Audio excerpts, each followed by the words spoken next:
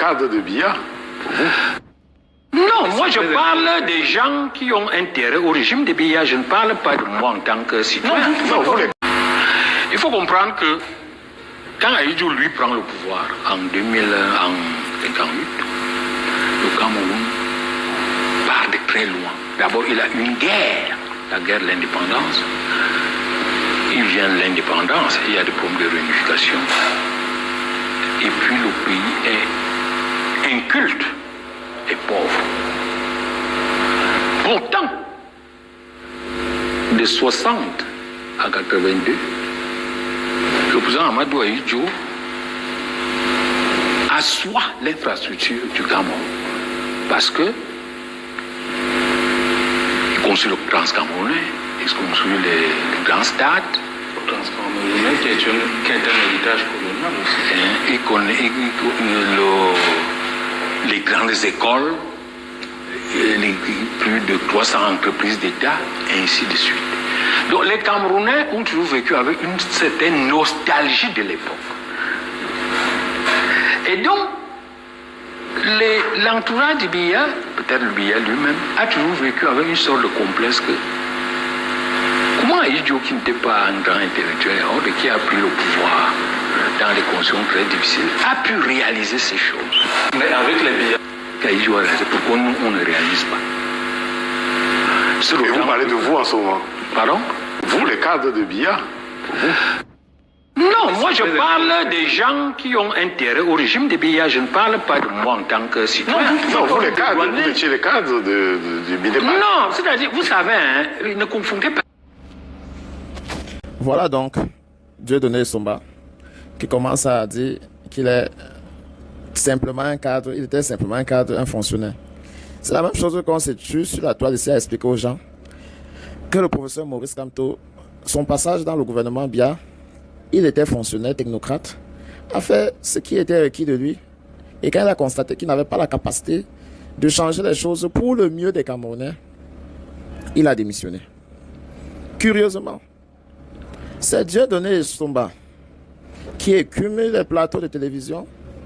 Et chaque fois qu'on lance le nom de Maurice Kamto comme chandelle, il claque ça de tous les côtés et dit être en train de faire du mal à la communauté ethno-fasciste. Ou bien c'est de quelle communauté qui parle, on ne sait pas. C'est toujours lui, chaque fois qu'il a la possibilité de parler de l'alternance, il dit que tout sauf Kamto. On est encore, après avoir expliqué que la maquette qu'utilise le gouvernement pour gérer les infrastructures sont archaïques et obsolètes, incapables de s'adapter à la réalité locale, le voilà maintenant qui se dédouane complètement du top management Biya. On a envie de se demander qu'est-ce que le citoyen lambda qui l'observe chaque jour insulter Kamto doit penser en ce moment. Parce que généralement on dit qui se ressemble s'assemble. S'il n'était pas du pouvoir central et donc du RDPC fondamentaliste, pourquoi est-ce qu'il trouve autant de plaisir à critiquer Maurice Kamto, un peu comme ceux du RDPC qui ont tous les intérêts du monde? À un moment donné, on a qualifié des personnes pareilles comme des intellectuels comploteurs. C'est-à-dire, ils utilisent la bahamisation et le MRC comme un gadget de positionnement face à un gouvernement qui est en train de s'écouler et peut avoir besoin de nouvelles personnes. Et donc, Dieudonné Somba, les Bandakani et bien d'autres choses. Ils critiquent de temps à autre. Leur critique face au gouvernement est saisonnière. Souvent, ça monte comme la fièvre. Et souvent, ça descend au point où on commence à se dire qu'est-ce qu'il veut. Pourquoi est-ce qu'il refuse que ceux qui l'observent chaque jour sur les plateaux de télévision, il est d'ailleurs consultant dans un média pro-gouvernemental, pourquoi est-ce qu'il pense sur les 4 personnes qui sont représentées sur le plateau, plus de la moitié de la tribu qui l'endosse en même titre que les autres hauts gradés de cette administration de Biya, la responsabilité du management que le Camerounais subit. Pourquoi est-ce qu'il refuse qu'il fait partie de cette équipe-là? Pourquoi? Il vient là, il fait ce que on lui demande. C'est pas son problème. La seule chose qui intéresse le fonctionnaire, c'est peut-être sa carrière et son salaire.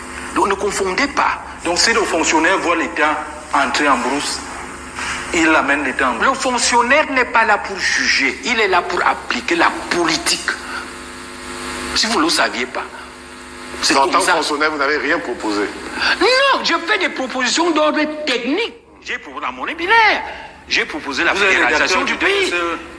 Hein? J'ai fait beaucoup de projets, même dans ces documents de référence. Mais non, vous me permettez, parce qu'en fait, vous empêchez les téléspectateurs de comprendre ce qui s'est passé. On vous donne 3 minutes. 3 minutes pour ça. 3 minutes. Non, parce que c'est ça le cœur. Parce que si vous ne pouvez pas suivre ça, vous ne pouvez pas comprendre le drame qu'on vit au Cameroun. Est-ce qu'il y a deux types de fonctionnaires au Cameroun?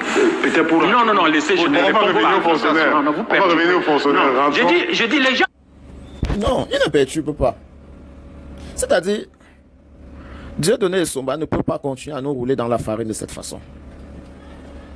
Là, quand il essaie maintenant de jeter le propre sur les autres, c'est un peu comme on dit au dernier jour. Beaucoup viendront dire qu'ils n'ont jamais fait partie de ce gouvernement. Mais aujourd'hui, ceux de l'opposition, les gens d'en bas, reconnaissent leur bourreau par le discours qu'ils tiennent et leur comportement vis-à-vis de leurs actions.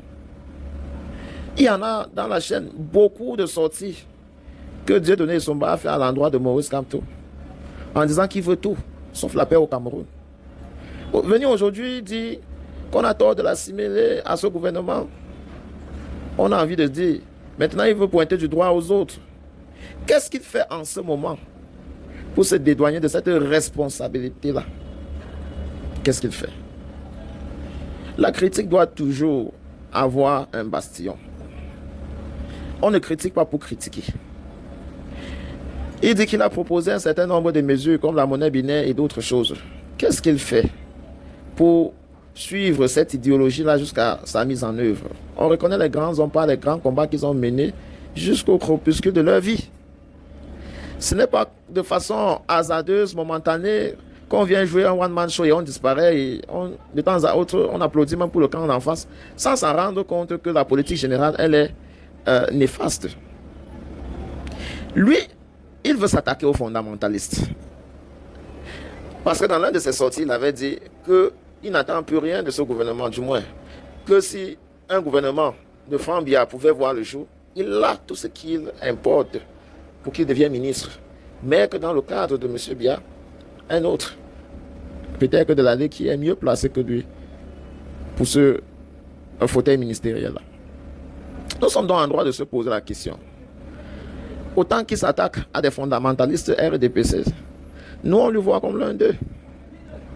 Et il se bat pour dire qu'on le trouble dans ce débat-là parce qu'il veut prouver qu'il ne fait pas partie d'eux et que ceux-là, du moins qui n'est pas jaloux comme ceux-là, des réalisations d'Amadou Ahidjo, ben, on a du mal à lui croire. Hein.